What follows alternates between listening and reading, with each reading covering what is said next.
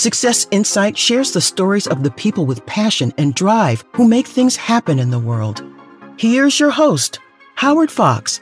Hello, everybody, and welcome back to another episode of a Success Insight podcast. Our guest today is Ben Baker. Ben is the president of Your Brand Marketing, an internal communications consultancy that focuses on developing leaders, engaging, retaining, and growing employees, and developing champions for your brand. Ben is the author of Powerful Personal Brands, a hands-on guide to understanding yours. He is also the host of Your Living Brand podcast, which is available on iHeartRadio. And Ben has been on this podcast before because if I had a go-to guy when it comes to marketing and brand, Ben is the guy. So Ben, welcome back to the Success Insight podcast. Thanks for having me back. It's great being back on the call with you. Fantastic. You know, you and I talk a couple times throughout the year, but we also see each other fairly frequently on social media, mostly on LinkedIn. And I had noticed that you had a posting recently on leading in a crisis and, really kind of helping organizations kind of navigate our current healthcare crisis and the effect it's having on companies, the owners, the leaders, the employees. And as I think back when you and I last had a podcast together, it was back in January. So the COVID-19 probably had not even been on our radar. Maybe we heard about it, but here we are in the middle of May already. Let's hear a little bit about you and what's your reality right now helping organizations? Yeah, I just want to first start off by saying thanks for having me back on the show. The world's changed. It's changed in ways that we haven't even figured out yet. And, this is going to be something that our children are going to be telling their grandchildren about. I created what we've called it is called Tips for Leaders. And what it is a series of videos that we created through this crisis. It was how to help people lead through the crisis and beyond. And it's available on my website, YourBrandMarketing.com. But everybody is in a position where they are doing something completely brand new. You have leaders that have never led a remote team. You have people that have never worked from home before. We went home in a crisis. People basically picked up everything they had, left the office, and hopefully they had everything they needed to be successful moving forward. But there was no strategy involved. It was, oh my God, we need to get our people home. We need to get our people safe. Everybody go home and we'll figure this out. And there's been a lot of trial and error, and companies have done a lot of things really, really well. And there's been companies that have done things poorly. But through it all, we've learned. And I think that that's going to be the success of companies moving forward, of realizing we're all in this together. Employees, vendors, customers, management, whoever, we all need to sit there and say, look, we're all in a position that we've never been in before. We're doing things on the fly, and we're experimenting as we go, and we're going to do some things right, we're going to do some things wrong. And if we sit there with the intention of, is this something that we think is going to be good for everybody? Okay, let's try it. All right, it didn't work. Why didn't it work? Let's figure it out. Let's augment it. Let's change it a little bit. Let's ask people why it didn't work for them. Figure these things out, change it a little bit, and reapply. And I think that that's going to be the next 6 months, a year, 2 years, 4 years down the road, as we get into a new world where we're going to experiment a lot more. Leaders are going to have to be far more creative. They're going to have to be far more adaptable. They're going to have to communicate more effectively. And it's skill sets that a lot of leaders don't have because we've been training managers. We've been training people how to manage process and not how to lead people. And right now, we need better people who can lead people, that people who can coach, people who can inspire, people who communicate, people that can figure things out on the fly and be able to sit there and say, okay, this is how we're going to adapt. And that's the work that we're doing right now. We're working with people to help them adapt to the new normal and be able to be successful both as employees and leaders at any level to be able to move forward successfully. Really great points. And I was reminded of a kind of a metaphor. We kind of hear these in these, I don't know if they're in team leadership workshops, but the metaphor is you have a glass jar and you have a bunch of rocks or boulders. What do you put? You put in the big boulders because those are the most important things you as an individual, a leader, with your team and your company need to take care of. So that's the big things that have to happen. Then you got the smaller, medium-sized boulders. You put those in, how many can get in. That's what's important. And then you have the smaller rocks, which they're there, they're on your radar, but they're not really important. Then you fill the rest of this jar up with a lot of sand. And I was thinking about, after reading people's comments, Ben, that what this new normal is. And I had this aha moment that over the years, I don't know if it's the last 5, 10, 20 years, we've gotten so used to accommodating somebody else telling us what we had to do. We had to work on this project. We had to do this work this way, get it done, or else if you don't like it, you can leave and go find another job. You had to get on an airplane. And this crisis, I believe, has resulted in this realization that things are really not that important. I can do my work in the comfort of my home, wearing my sweats, my hoodie. Yes, I need a little bit of technology to do it, but having people be forced to work long hours to accomplish these goals with really no understanding of what impact they play in the overall big picture. That's the way things used to be. Now we need to tell people and communicate with them, here's what I would like you to do, here's why.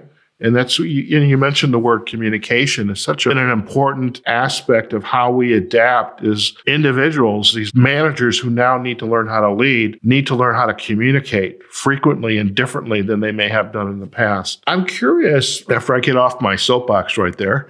It's okay. It's a comfortable soapbox. I've been on that one myself. I'm curious about these tips. I mean, can you share what some of the tips are for leaders?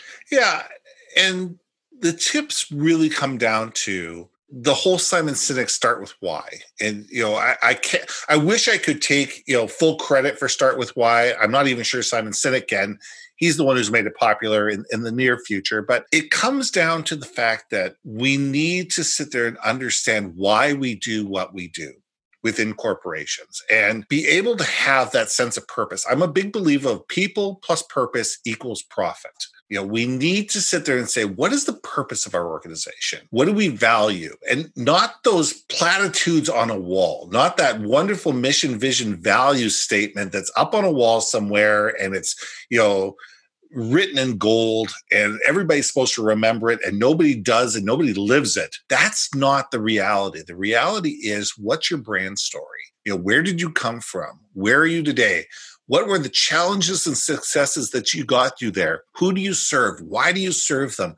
What value do you bring to the table? What differentiates you? And more importantly, where are you going and how do the individual people who work for you fit into that success? And why does what they do matter, both to them and give them self-satisfaction, and also the company? And you bring up something interesting about the whole work from home thing. And we need to get out, if people are going to work from home, and I'm going to be the first person to say, not everybody is set up to work from home.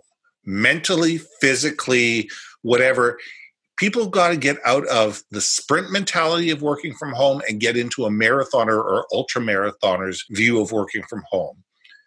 What I mean by that is, every single person can run 100 yards. They may not be able to do it fast. It may not be pretty. We may be, sucking wind at the end of 100 yards, but we can do it.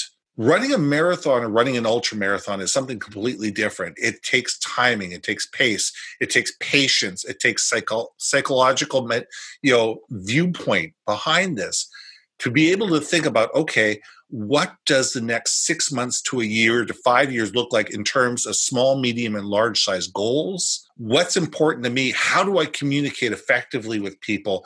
How do I make sure that I am successful and successful within my team? How do I make sure that my team understands what they need to be successful themselves? And how do we communicate as a team and make sure that no person is left behind? Because it can be isolating. It can be depressing. It can be, disenfranchising, disengaging, working from home when you're used to being with a group of people that you feed off of, that's where you get your energy from. That's where you get your ideas from. That's where you collaborate. And then all of a sudden you're isolated from all those people. That may not be the right place for you to be. And it's just because you can work from home doesn't mean you should. And we need to take a look at this and say, Are these people set up, first of all, to work from home successfully? And do they have the psychological makeup to be able to work from home long term? It's not a situation of can they, or it's should they. And it comes down to individual conversations. And here's, I think, part of the dilemma is if we were in the office, and I think you talked about psychology and personality, if you are the highly extroverted type, so it doesn't matter what tool you use to measure your degree of extroversion, introversion, but if you were an extrovert, you love, for the most part, being in the office. You could interact with people, have conversations. Your ability to do your work and to adapt to the challenges was predicated on the energy of others versus the introvert who, needs the time to think, to kind of step back, to evaluate options. That individual is always looking for ways to, how can I get away from people and just kind of think about doing the work? So now we're at home, and I'll tell you, as an introvert, and I am an introvert, I miss human interaction, but for the most part, I have no problems with this. Okay, I've got the discipline. I know what I need to accomplish. Whereas someone who is the extrovert now is like incredibly frustrated. It takes an organization that trial and error to practice. How do we make sure our people have all the things they need to do to continue to be successful virtually? But there's going to be those individuals that are not going to be able to complete this marathon. Now, what do we do? Well, I think that's where good leadership comes in. And it comes into the little conversations of how are you doing? What are you working on? Do you need some help with that? There's those little conversations that need to happen more often. And we're in that stage where people have not come back to work yet. And I'm going to say it's not coming back to work. We got to get rid of the coming back to work. And we have to change that to coming back to the office because we're still working. And we need to think about we're working because that's another thing is people sit there and go, oh, you're home. Oh, okay. You can do a load of laundry or you can wash the dishes or you can go for a walk whenever you want or mom can call you whenever she wants to because you're home. No, you're not at home. You're working. You may be physically away from the office, but you need to allocate that time in that space and that mental space to be able to sit there and say, no, I'm actually working right now. No, I can't go pick up groceries for you, Mom. I can do it this evening, but I'm working right now. No, I can't do it, load laundry or whatever. So every individual who is doing their work from home should have a set of goals, a set of daily goals that they need to accomplish. And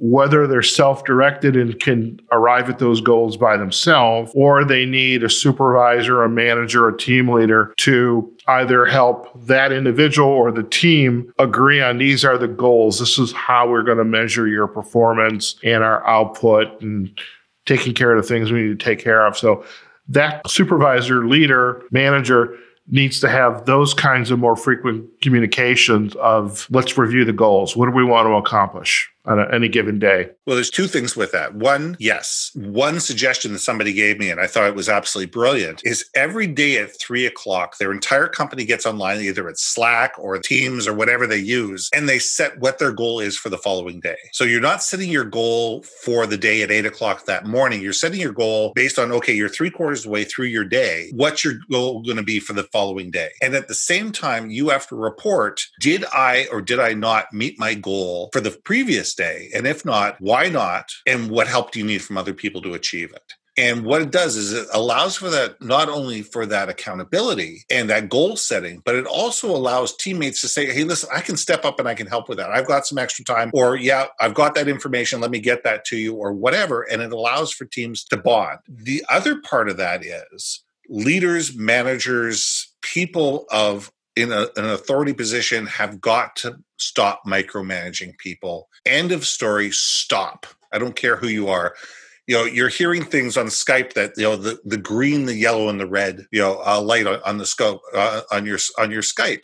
Well, the red is you're out of the office. The green is you're available. It's that yellow says, well, you're somewhere in between. And if all of a sudden you don't move your mouse for a certain amount of time, your manager says, well, they're not working. And you're sitting there going, you have to, if you're going to have people working from home, you have to trust them. You have to say, these are the goals. These are the things that we need to get done. and realize that people may not work 8 consecutive hours. Some people may start early in the morning, do 3 or 4 hours worth of work, go ahead, do something else, and then come back to their work later on in the evening. And the trick should be, did they get their work done? If they didn't get their work done, if they're not, stepping up to the plate, if they're not meeting goals, that's a different conversation altogether. And that's reassessing goals. It's, looking at, why and all the things that go along with it. But we have to stop micromanaging people. We have to sit there and say, different people are going to have different opportunities during the day where it's better for them to perform tasks. And certain tasks have to be done at certain times because, there could be regulations or things that need to be done by a certain time of the day. And, that's part of the conversation. But the rest of the day, there's 168 hours in a week. You're only supposed to be working 40. You're going to sleep for another 40. That gives you 88 hours of flex time that you need to be thinking about. How do you work with an organization and those individuals in it who struggle with pulling back from that micromanaging? Because it is easy to micromanage if that's what you were taught to do. That's what your manager did to you.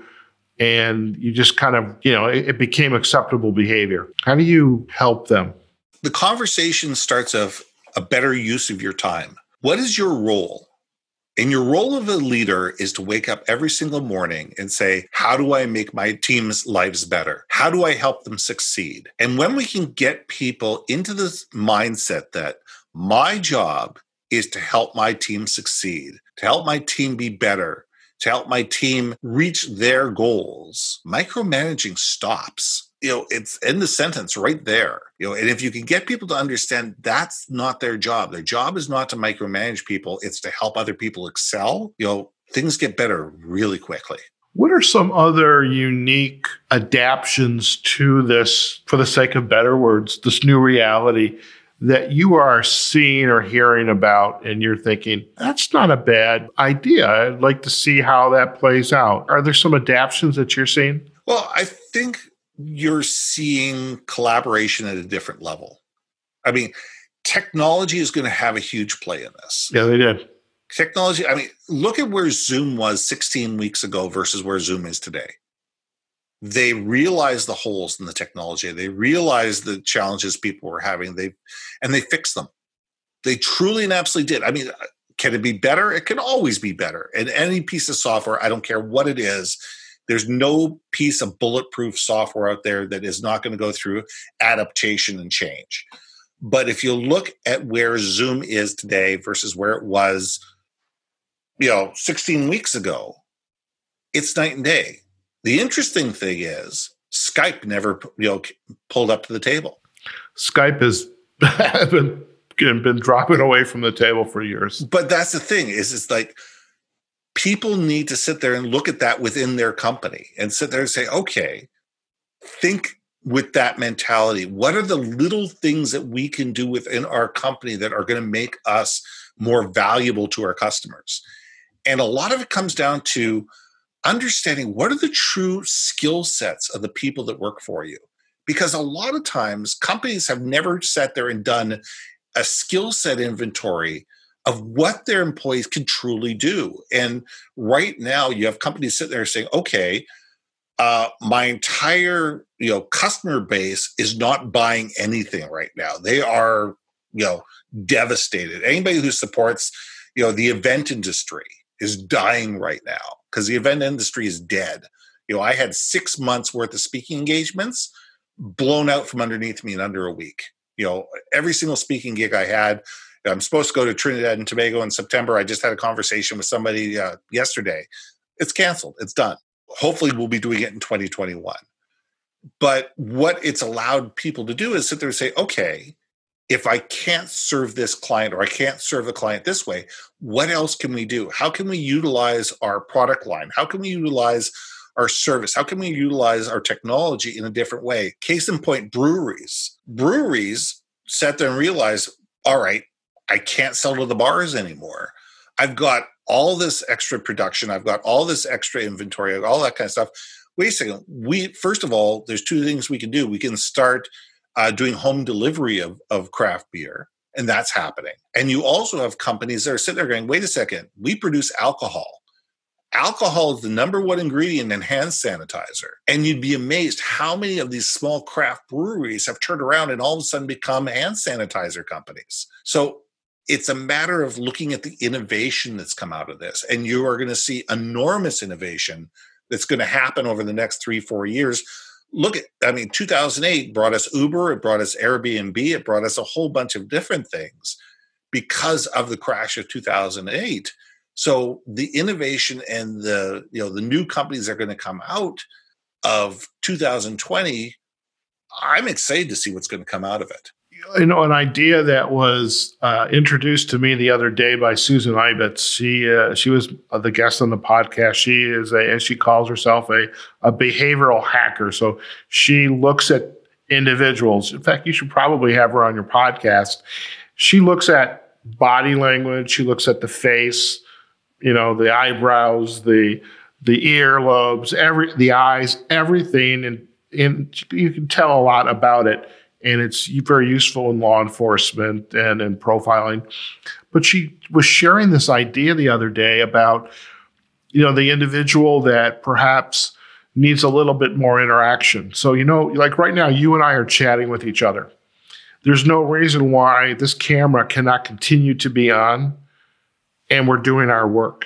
And so that adaption, I'm thinking is, I'm just imagining this.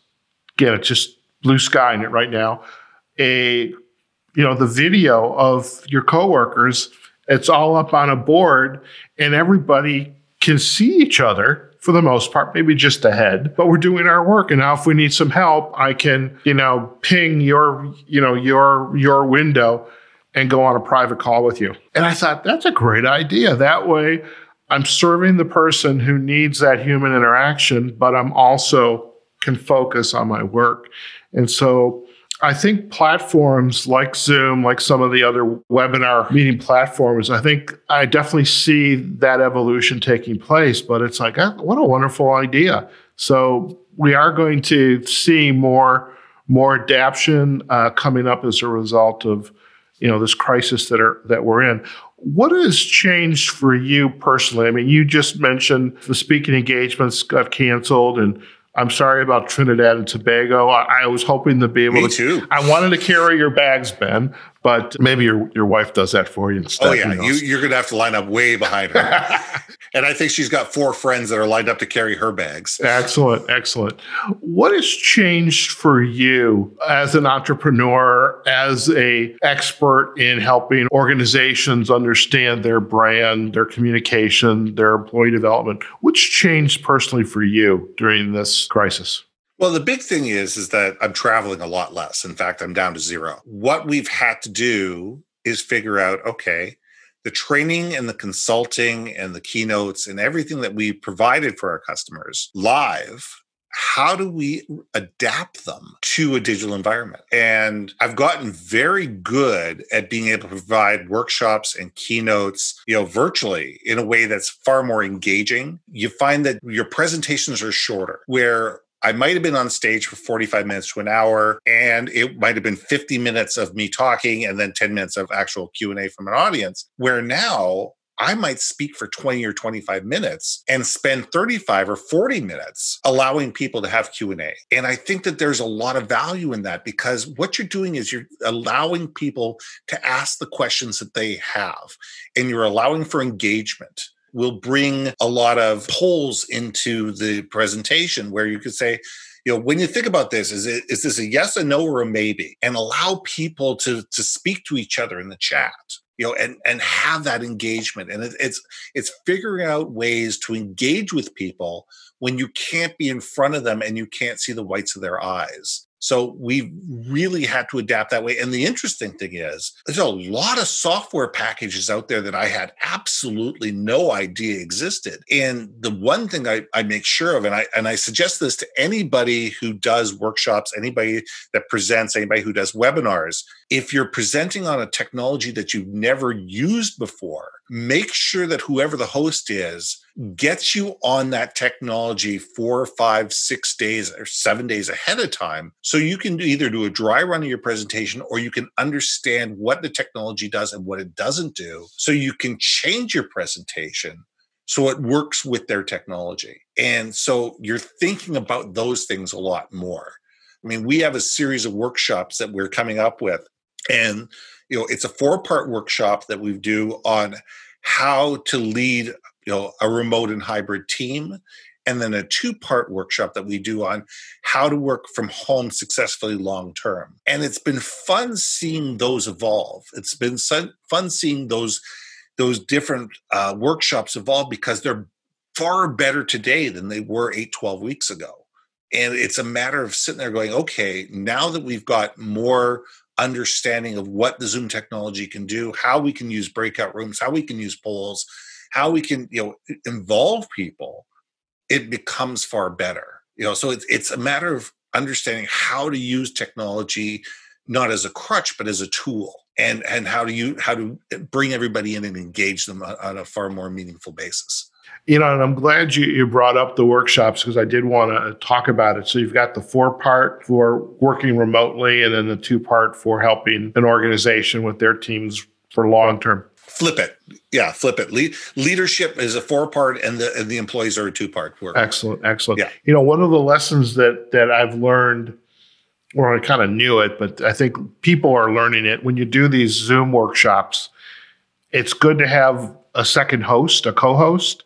Absolutely. Who's doing the behind the scenes, answering questions, taking care of the chat, bringing people into the room so you can focus on presenting the material. And I love the aspect about bringing groups of people onto the platform. And I do a weekly questions and answer for an hour and a half for clients at a nonprofit. It's all things LinkedIn. Whatever question you have, I will answer it. And it gives people who all of a sudden can't come in to the center and take workshops and get one-on-one coaching. They can at least come on once a week, and they've got a venue to ask questions. And, both the companies and you and I as entrepreneurs are looking and experiencing new ways to deliver the services that we provide. And I think it's wonderful, actually. And the fun thing about it is there's a lot of organizations that are bringing me in across North America to do these workshops for their clients, because you either have service-based organizations that have 10,000 clients or something like that, and their clients are trying to get their get their clients back to work, or you sit there and say, all right, how do we engage people? How do we make our clients' lives better, so when they do come back into our space, we are the valuable source, and we are the people that have added value to them, and you've built that long-term standing relationship. So there's a lot of things, even if you as an organization don't have a lot of employees, but you service a lot of companies, there's a lot of value to be able to provide those things to your customers, to allow your customers to succeed long-term. Because if they're succeeding, they're going to be buying your products. Most definitely. And, it's been fun to see how organizations are helping their clients. So it's not how we can grow our business. How can we help our clients? And because in return, there's reciprocity, because this first company is going to be remembered as the person that helped their clients, move beyond whatever issues they were facing. And absolutely. And we're doing that for a company in Australia right now. And that's pretty exciting. Yeah. Well, maybe there's a trip to Australia eventually, or exactly. That's and you have to line up behind my wife again to Gary Longer. Oh my God, thanks a lot. Well, listen, Ben, if our listeners would like to learn more about you and your work, where are the best places for them to go? You know what? There's one place. It's YourBrandMarketing.com. Everything is there. Is work with Ben section. There is ideation session that has both my podcasts, different podcasts that I've been on. My leadership series is everything. Everything is sitting right there. And if you really want to get in touch with me, call me 604-512-7174. I always answer the phone. And if I don't, leave me a message and I'll call you back. Fantastic. Well, we'll definitely provide the links back to the website, Your Brand Marketing, and the workshops. There is a link somewhere to get to the workshop. We'll provide that as well. Yeah, it's the YourBrandMarketing.com /workshops. and that'll give you all the information. They can click on the various workshops and see a one-pager of what the type of things it includes. Fantastic. Well, Ben, as usual, it is an absolute pleasure to have you join me on the Success Insight podcast. We always have a great conversation, lots of great information going back and forth. So again, I'm sorry about Trinidad and Tobago, but thank you for spending time with me. Hey, thanks for having me on the show. All right, folks, we have just been chatting with Ben Baker. He's the president of Your Brand Marketing, an internal communications consultancy. And Ben and his team focuses on developing leaders, engaging, retaining, and growing employees, and developing champions for your brand. And given the healthcare crisis that we are in on a global scale, he is helping organizations learn how to begin to work remotely, to come up with perhaps hybrid approaches, and really help those the employees themselves get into that marathon, so to speak, where they are learning to not only adapt, but also to become successful by working remotely and long term, and actually helping, and as well as to the company, helping them get comfortable having their employees work remotely. So it's a new way of communication, new way to adapt. There's a lot of new technology that it's available, that will continue to be available. And there's also lots of new ideas that can be tested out, because everybody's solution for getting the job done is going to be slightly different. So it's not going to be a one size fits all. And, Ben and his team are there to help organizations do just that. So go out to his website, YourBrandMarketing.com. And also, don't forget to visit Amazon. You can get a copy of Ben's book, Powerful Personal Brands, a hands-on guide to understanding yours. And I'm sure the book is also available on his website as well. So, folks, thank you for spending time with Ben and I today. I hope you found today's episode valuable and insightful. And I know lots of good information and that you can, and directions for that you might want to take. So were contained in this episode. So we hope you enjoyed it. Do let us know. Visit our website, successinsightpodcast.com. Please comment on the episode when it gets published. You can find us on LinkedIn and Facebook, successinsightpodcast.com, our YouTube channel, as well as the major podcast platforms, iHeartRadio, Spotify, Google Podcast, and Apple Podcast.